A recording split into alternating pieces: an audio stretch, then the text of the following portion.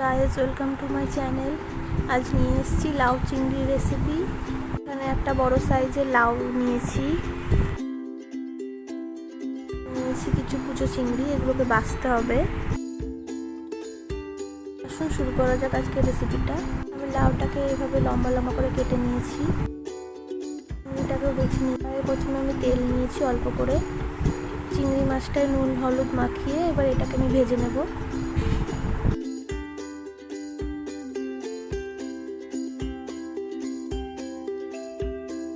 তেলে দেওয়ার পর কালারটা আস্তে আস্তে চেঞ্জ হবে। চিংড়ি মাছটা আমার ভাজছি, চিংড়ি মাছটা ভাজা হয়ে গেছে, এটা রেডি। চিংড়ি মাছের তেলের মধ্যে আর একটু তেল অ্যাড করে দিয়ে দিচ্ছি কুচনো পেঁয়াজ,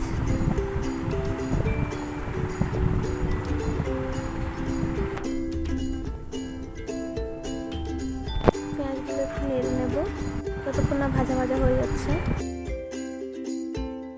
আমি এবার একটু জিরে আর লঙ্কা দিচ্ছি। পেঁয়াজগুলোকে সাইড করে দিয়েছি যাতে জিরে আর লঙ্কাটা হালকা ভাজা হয়ে যায়। শুকনো লঙ্কা নিচ্ছি আমি এখানে।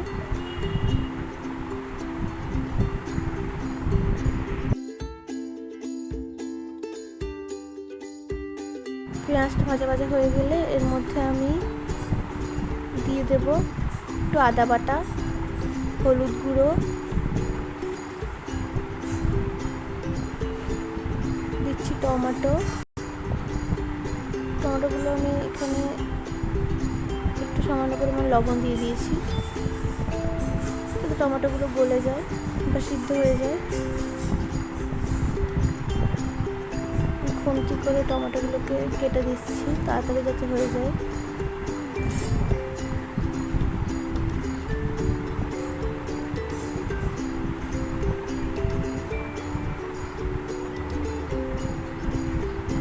এর মধ্যে দিয়ে দিয়েছি কাঁচা লঙ্কা, এবার দিচ্ছি জিরে গুঁড়ো,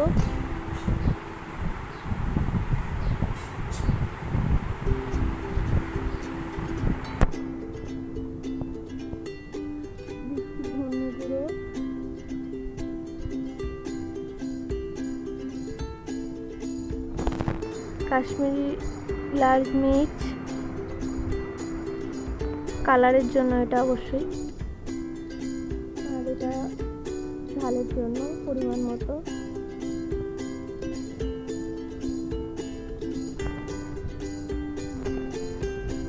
সব মশলাগুলোকে ভালো করে কষিয়ে নেব।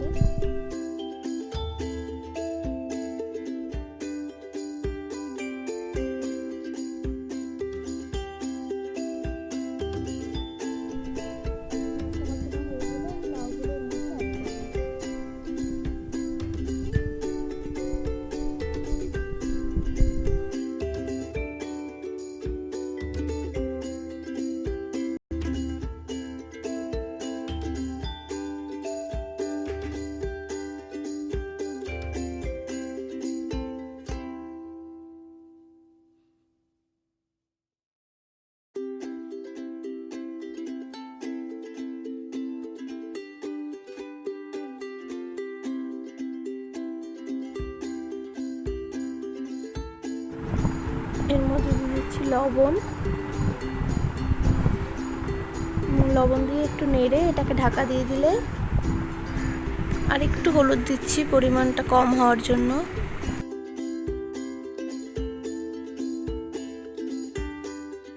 এখন ঢাকা দিয়ে দিয়েছি। জল এভাবে বাষ্প হতে শুরু করে দিয়েছে, এটা খুলে একবার নেড়ে নিচ্ছি। যদি মনে হয় যে জল অ্যাড করার প্রয়োজন আছে তো সামান্য জল অ্যাড করব।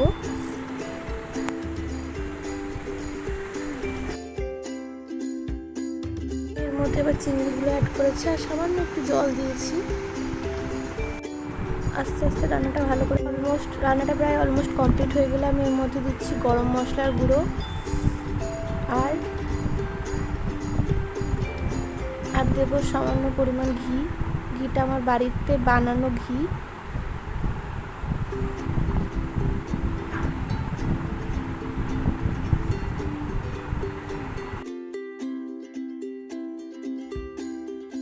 একটু নেড়ে নেব এবং একটু গলা গলা করে দেবো।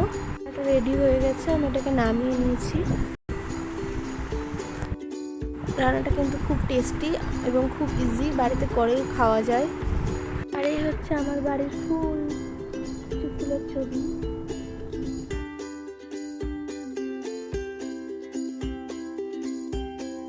আমার বাড়ির বাচ্চাগুলো, এই একটা যেটা সব থেকে বিচ্ছু, নিজের বাগানের কিছু ফুল ফল সবজি।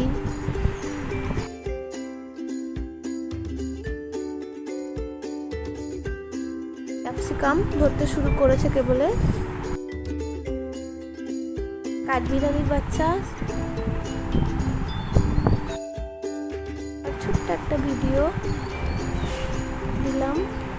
বাচ্চাটাকে কালকে ছাদে আমার হাবি পেয়েছে। বাচ্চাটার মা ছিল না এবং বাচ্চাটার একটা পা ভাঙা, ইনজুরি আছে একটু, কিন্তু খুব কিউট। কেউ আমাদের বাড়ির নতুন মেম্বার। ভিডিওটা ভালো লাগলে অবশ্যই একটা লাইক, শেয়ার অ্যান্ড সাবস্ক্রাইব করতে ভুলবেন না।